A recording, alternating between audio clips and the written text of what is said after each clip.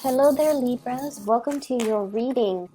When I was shuffling out this spread, what was really interesting is the cards fell out two at a time.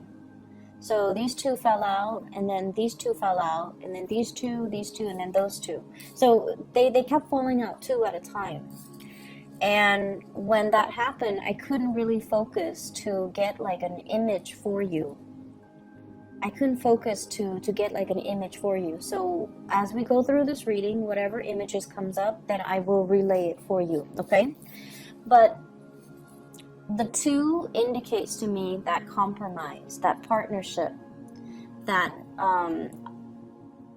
that sense of duality as well, indecisiveness, looking at ourselves in relations to another person. That's what it feels like to me. And those are like, I feel like the stereotypical Libran traits, okay? Where it's like you see yourself in relations to another person. You see yourself as part of a whole. And you are at your best when you have another person by your side to bounce ideas off of, in order to feel secure, in order to feel like you are complete, okay? So it's very reminiscent of like Pisces, Gemini, and Librans. To like that energy is very reminiscent of Pisces or Gemini. So you might have those people very, very prominent in your environment, or you might have those placements very prominent in your chart, in your natal astrology chart, because there's a sense here about wanting a partner, needing a partner, or needing just somebody by your side to bounce ideas off of, to come to for advice, or to just physically have by your side.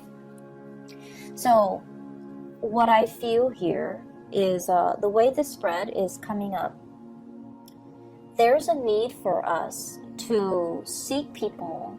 If we're going to seek people anyways, if we're so relationship focused, or if we're so other focused, it is very, very important for us to seek people who are very different from us, okay? And I honestly believe that, one of our lessons in life is to learn as many things as possible, and to learn as many things as early on as possible. When your mind is young, it is very agile. It is very regenerative. You can make connections. You can cram in as much as you can. You can pull a lot of all-nighters and retain information really, really well when you're young, okay? And when you're young and you purposely put yourself in many, many different work environments, okay? So like a year do this, another year try to do that, try to shift jobs as many times as possible, so that you get to know what environment is more suitable for you, so that you get to meet people, and that you get to put yourself in a myriad of situations and learning environments, so that you're exposed to as many things, different experiences, different circumstances, different belief system as possible. And so it is really important for us to, steer away from that sense of safety by surrounding ourselves with people that are so like us that we don't grow. So aim for more partners or relationships or people that really challenge you, that really sometimes oppose you, that will really bring out that sense in you where you're just like, I disagree, and here is my perspective or my take on the situation. Putting yourself in those situations will kind of encourage you or force you to defend your beliefs. And through the process of exchanging our belief system with another, we might realize, wow, my belief is not very solid and secure to begin with. Maybe I need to adopt a new belief system. And through the process of defending our beliefs, it strengthens our resolves about our belief system. It makes us feel, if we can defend something, it makes us feel a little bit more sure about ourselves. It makes us feel a little bit more sure about what it is that we truly, truly, truly believe in. So, a life of adversity builds character. So I definitely feel like, wanting to surround yourself with new people, different people, and not only different and new, but people that see things from a different perspective. People that are that challenge us to, not so much like conflictual situations, but people that will really challenge us, people that might not have the same belief system, people that will continuously ask us these important questions so that we can refine our thoughts, refine our thinking. I'm also sensing as well, dealing with different people and pushing yourself out of that social comfort zone will allow you to fill in the knowledge gap. So a lot of the times, we believe in one thing, okay? And we will cherry pick the examples that we use, or, the information that's available out there to corroborate that one thing that we believe in. It's cherry picking. And most of us, fall into that fallacy. And so this message for many of you, I feel it is about doing the necessary research in order to fill in the knowledge gap, doing it the right way, doing it the proper way, not just cherry picking data or information and then glossing over the information that, runs counter or is contrary to what it is that we're trying to persuade people on, what it is that we're trying to tell other people.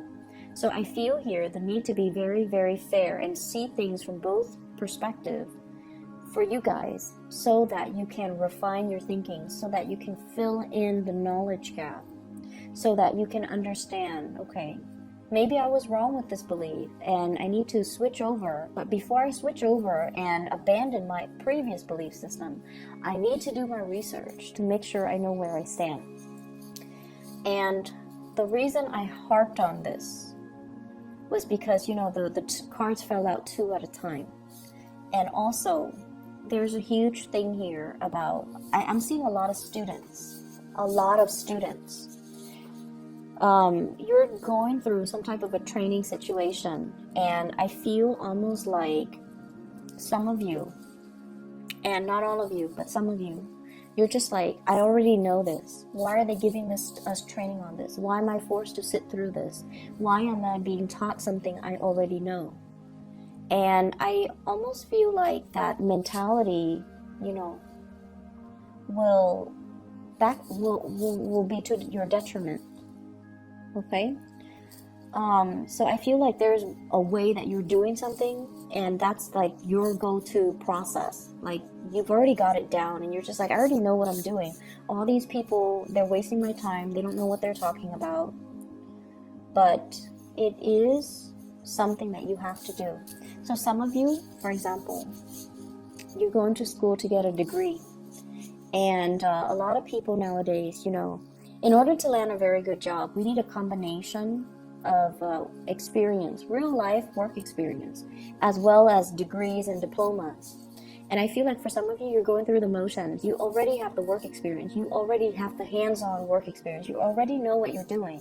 And yet you're forced to go through some type of training, or you're forced to finish school in order to get that diploma so that you're more employable. And I feel like it's very, very frustrating for you. But I would say take that paradigm shift, because you're there for a reason. You already probably paying tuition. Even if the training is provided for free, it could be, led by by your company. You're already going to have to be there. Make the most of it. And whenever we enter an environment, any type of an environment, whatever we put in is whatever we're going to get out. So if you are very hands-off and very detached and, keep people at arm's length and already come in with the attitude that I already know this, then you're going to get very, very little out of it. Okay, so I feel that there are things right now where you have to fill in the knowledge gap. You might not have all the information, and the people around you might have information that you need. Okay, so for example, if you're a financial planner and you're forced to, as a part of your coursework, as a part of renewing your license, you're forced to attend some financial planning workshops just to, you know, get those credits, just to renew your license. And you're coming in there and you're just like, I already know all of this stuff. And the people that are teaching it lack the experience. They lack the articulateness that you guys love as an air sign. So what I feel is maybe you're not there to learn financial management. You're just there to renew your license. Maybe you're there to, you know, assist the other people around you that might not grasp the concept as well. Maybe you're there to help them go through that process. Or maybe you're there to network and socialize. There's a reason for you to be somewhere. And so you have to make the most of it. Okay, see things from the other side.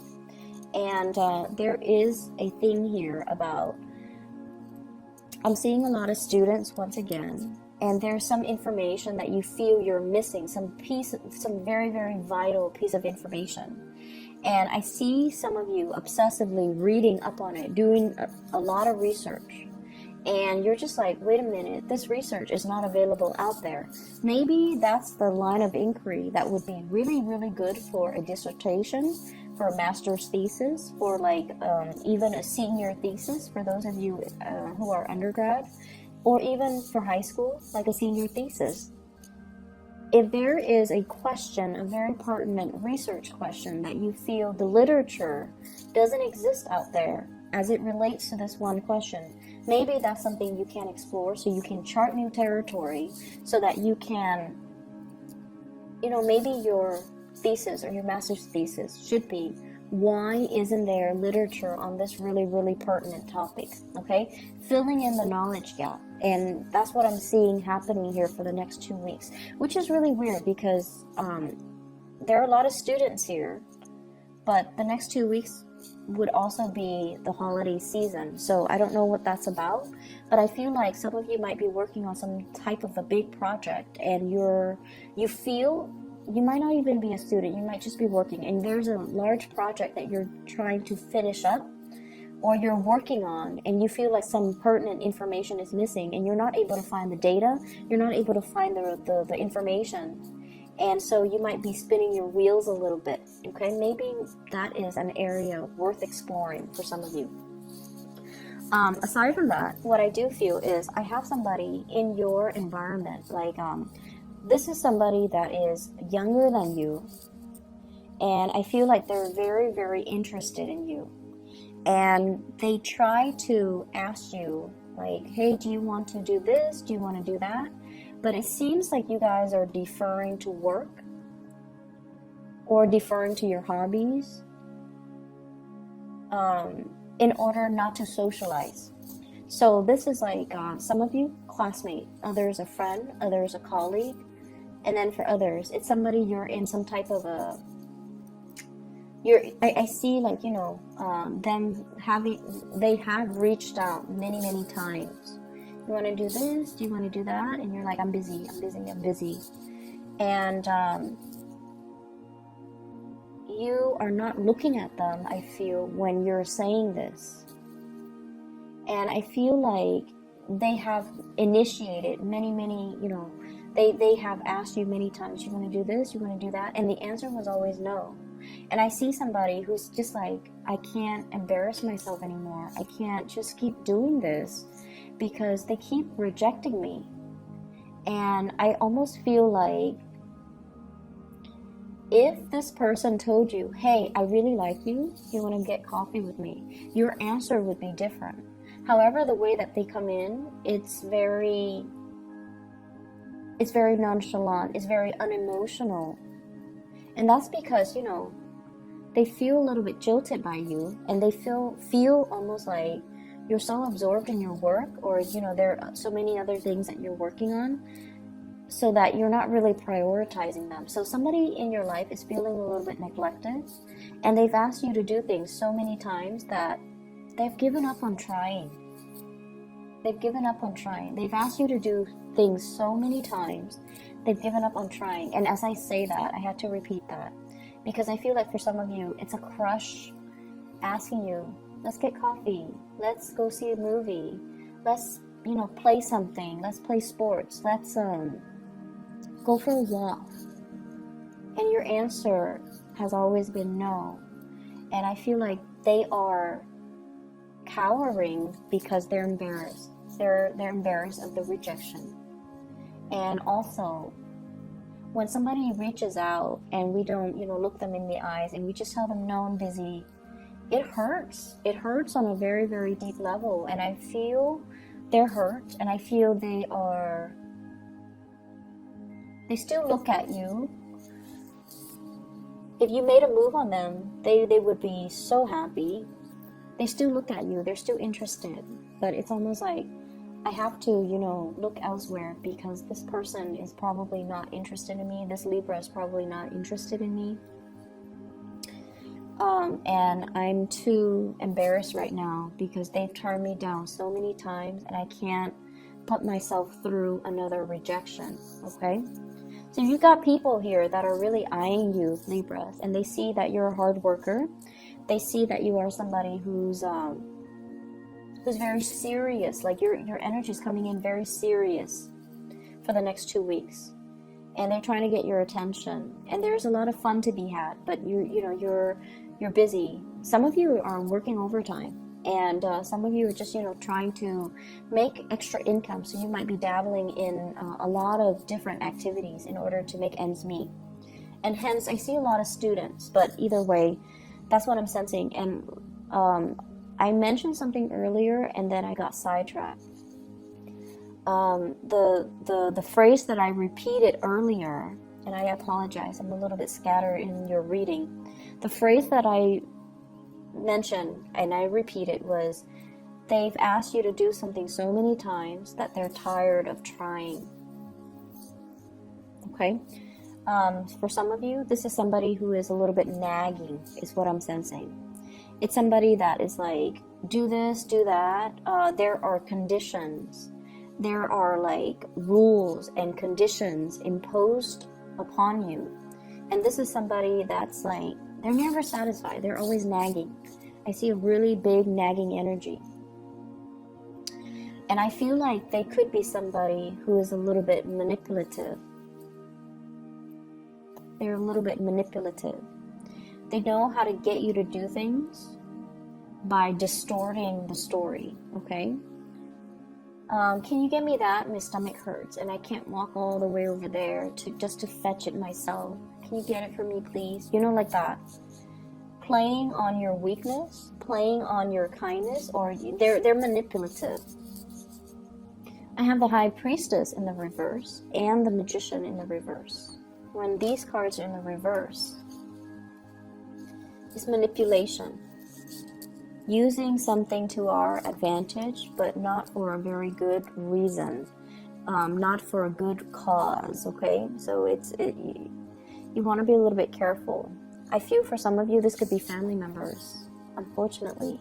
I feel like it could be family members, somebody who's trying to get you to do something by distorting the truth, or they're telling you, like, they're telling you, oh, can you take my dog to the vet? Because I'm sick. I'm in bed and I'm sick. I can't take my dog to the vet. Can you help me? And then you find out that, you took their dog to the vet and you said your goodbyes, and you find out that, so let's say it was Saturday. Saturday, they went to the movies. So I feel that you know who this is and you need to distance yourself. There might be some information coming to light about this person and their deceptive behavior, where they are opportunistic. They're trying to tell you to do something and they're distorting the truth in order to get you to do things. And then I'm also seeing as well, you want to be careful when it comes to measurements, and you want to be careful when it comes to not spilling things. If you're cooking, if you're serving things, if you are mixing things, blending things, be very, very careful. So I feel like somebody is also, and Librans are typically very, very organized and very neat. But I feel like you might be dealing with someone who's a little bit on the sloppy end, and you're trying to,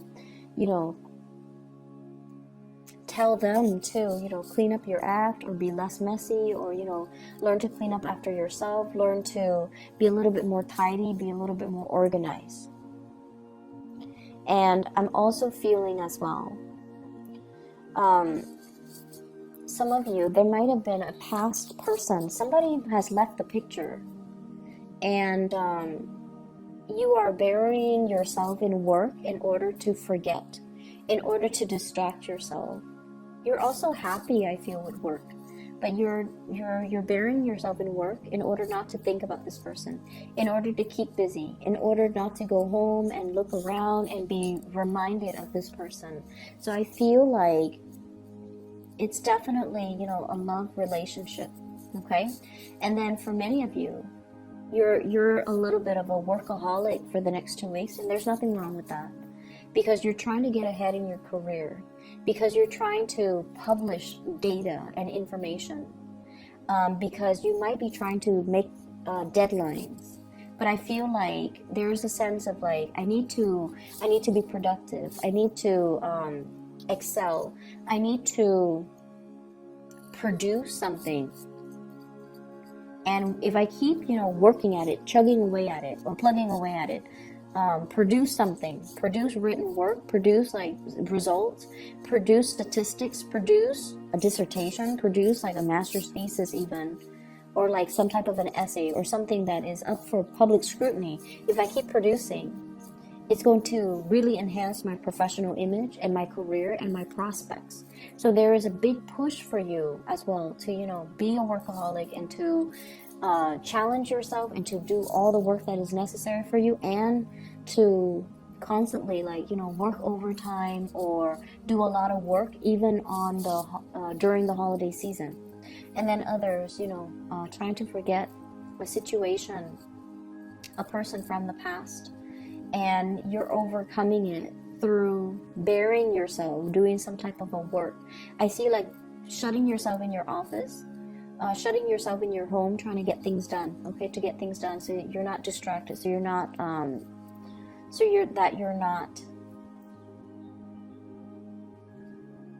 that you can forget things, so you can tune people out. I feel like for many of you, you're rebuilding your wealth. You're rebuilding your wealth. So I feel almost like some people growing up with parents or in household, grandparents, or with parents who are extremely wealthy. And I feel like, they passed, it's almost like the environment was so stable and so full of abundance that things were taken for granted, the knowledge on how to accumulate wealth was never passed down. It's like you either had like really, really successful parents or grandparents, and they knew how to make money work for them. They didn't slave away. They didn't have to work hard. They're just very business or, financially very savvy. But the knowledge, the ways to make money and to generate the money and to make the money work for you, it was never passed down. And I feel like you're at a point where you can definitely ask, and they won't hide anything from you. But I almost feel like you're trying to do it the hard way to generate wealth, and you're reinventing the wheel when you could easily reach out and ask, like, how did you do that? How did you accumulate, so much property when you at such a young age? What is your secret? What is your investment secret? So I feel like there's a conversation here about finances that can be had with people that are successful in your life without you having to do the legwork and to reinvent the wheel. So it's like doing things the smart way rather than the hard way. Okay? The past person from the past person in the past. Excuse me. I'm so scattered with your reading. I'm so sorry. The person from your past, there is a cycle that has closed out. Somebody, I feel, is residing at a large distance or long distance. Somebody's residing far away. Somebody is, transitioning into a new phase in their life. Somebody has left the picture. And I feel almost like